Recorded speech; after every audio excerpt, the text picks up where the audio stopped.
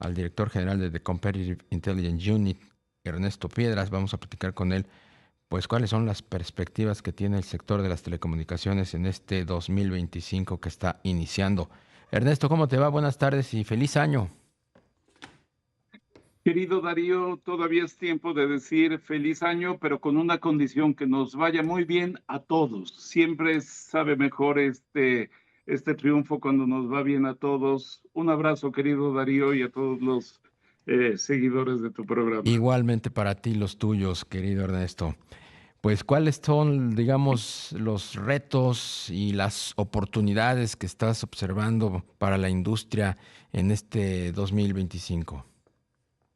Darío, tú lo reportas puntualmente y cotidianamente. Este es un sector complejo. La complejidad del sector de las telecomunicaciones viene principalmente de tres vertientes. Uno es tecnológica. Acaba de concluir hace unos minutos el Consumer Electronic Show, que cada inicio del año tiene lugar en Las Vegas, en Nevada, en donde se presentan los avances tecnológicos: inteligencia artificial, ciberseguridad, banda ancha, movilidad, etcétera. Esto tiene lugar siempre al inicio de enero en Las Vegas. Tecnología, lo dije, es el primer componente que da lugar a este sector apasionante. El siguiente es el mercado, un mercado muy complejo de grandes inversiones. Y el tercero es la política pública y la regulación. Y bueno, parece que la gran complejidad de este 2025, que como dijimos, apenas lleva 10 días, va a ser precisamente este de la política pública y la regulación en México. Vaya complejidad. Se nos zarandeó desde finales del año pasado con el anuncio de la extinción del Instituto Federal de Telecomunicaciones en México, la creación de la Agencia de Transformación Digital y Telecomunicaciones en nuestro país, un nuevo corpus institucional muy complejo. Por momentos se le ha llamado supersecretaría, con un presupuesto que todavía no terminamos de dimensionar. No queda claro cuáles van a ser al 100% sus funciones, pero se le ha denominado así, supersecretaría. Ya surgieron varias confusiones ahí. El espectro radioeléctrico, aquí tú y yo lo hemos denominado este espectro radioeléctrico como los tubos invisibles por los que viajan nuestras comunicaciones de movilidad. Hace no muchos días todavía tú y yo reportamos aquí 153 millones de líneas celulares operando en el país al mes de septiembre. Al cierre del año van a ser 157 millones de líneas, una vez que las confirmemos, y aquí tendremos el número contigo: 157 millones de líneas al 2024, terminando, y viajan por este espectro radioeléctrico. Y cuando se anuncia que se va a licitar este espectro radioeléctrico para la quinta generación, de repente dice esta Agencia de Transformación Digital y Telecomunicaciones: no, espérense, esa licitación no se va a hacer, esa la debo hacer yo. Pero ya había habido una consulta pública, ya había habido un anuncio, una disposición de quiénes participarían y quiénes no, mucha discusión técnica, regulatoria, y empieza la confusión. Las empresas requieren certidumbre, porque son inversiones de muchos miles de millones de pesos, incluso de dólares, para tender antenas, torres, fibra óptica. Y las empresas dicen: oye, no me cambies las reglas de juego, porque aquí son inversiones que van para años y van para décadas, y yo no puedo estar con estas incertidumbres. Como ese, varios ejemplos, y ahí radicará, Darío, el tipo de dudas, de incertidumbres que no queremos y no necesitamos para este sector en el que hoy trabajamos, estudiamos, hacemos comercio electrónico, comercio móvil, y necesitamos para estar, como lo dice nuestra Constitución, en este que hoy se constituye como un servicio básico y fundamental para los mexicanos. A ver, cuando hablas de confusión, ¿a qué te refieres exactamente en cuanto a procesos licitatorios? Eh, una de las últimas conferencias mañaneras de la presidenta Sheinbaum del año pasado hablaba o se refería a una licitación que entendí ya daban por hecho que se habían adjudicado frecuencias. ¿A esa te refieres tú? Exacto, sí. Incluso se usaron términos como un albazo, que Ándale, al el vaso. ¿te acuerdas de ese término? Y usaron unos semejantes. Pero esa licitación ni siquiera ha empezado, ¿no?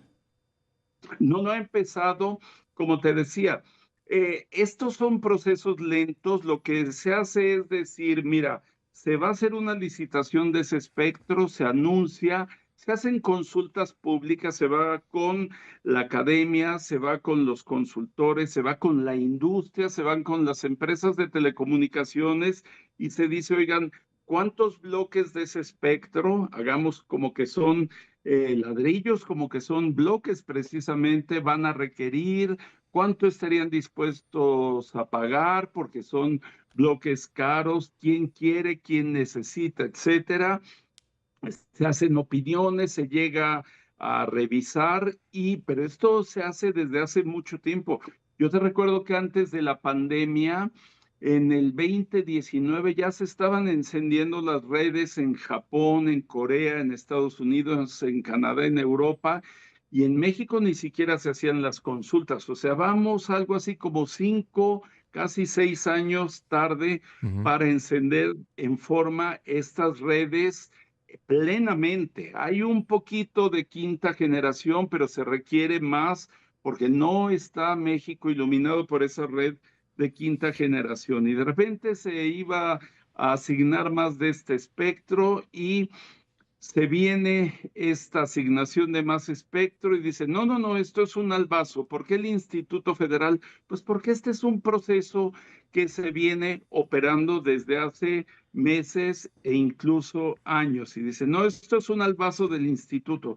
El instituto sigue en pleno derecho operando en su ejercicio y en sus funciones. Y entonces se detiene y hoy está esta incertidumbre de ya no se va a ejecutar o va a ser heredado por esta agencia de transformación ujú. digital y telecomunicaciones y quedamos en este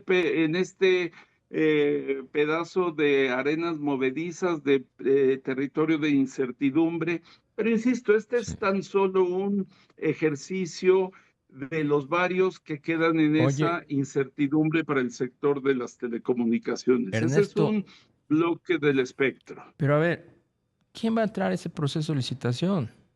Nadie, a Exacto. nadie le interesa. Con esos precios Eh, de las El frecuencias, agente, nadie va a entrar. Y ya a ver, y no es porque yo lo diga, o sea, ya lo dijeron las empresas en diversos foros, ya lo dijo AT&T, Movistar ya regresó sus frecuencias, Altán no tiene lana, Telcel pues tampoco le interesan. ¿Por qué, como dice el dicho, por qué tantos saltos si el suelo está parejo? ¿Por qué tanto escándalo? ¿Y por qué Albazo? Y que si AT&T, que si Luis Videgaray, que si Carlos Salina. A nadie le interesa esa licitación. había uno o dos posibles interesados, uno era el agente económico preponderante y otros, tienes razón, dirían, pero ¿por qué si ellos ya tienen Pues espectro? sería un Buen punto, se sinsentido puede dárselo a discutir. Telcel, ¿no? Exacto. Y el otro podría ser, pero no está legalmente o plenamente habilitado, podría ser Altán que dijera, oigan, déjenme entrar porque yo solo tengo espectro de 4.5.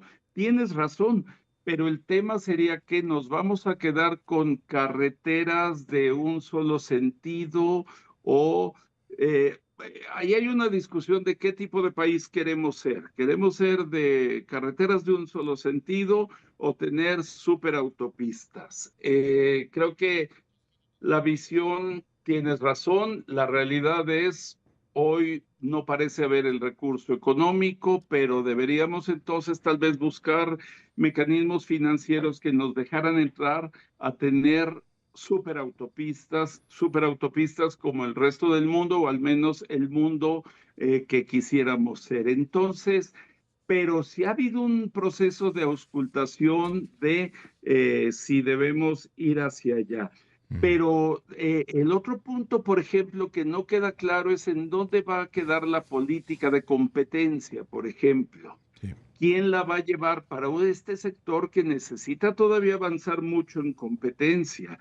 ¿Y qué es competencia en el 2025? En 1990, competencia era privatizar un monopolio que venía siendo gubernamental. Insisto, la Bien. agenda a discutir es muy grande Pues y hoy ya lo estaremos discutiendo a lo largo de este año, mi querido Ernesto. Nos tenemos que ir a un corte, pero te agradezco mucho la entrevista y te deseo un 2025, como tú bien decías al principio, lleno de éxitos y de salud sobre todo, ¿no? para todos, querido Darío, un gusto siempre saludarte. Buenas Buen fin de tardes, semana buen para fin de todos. semana también, Ernesto.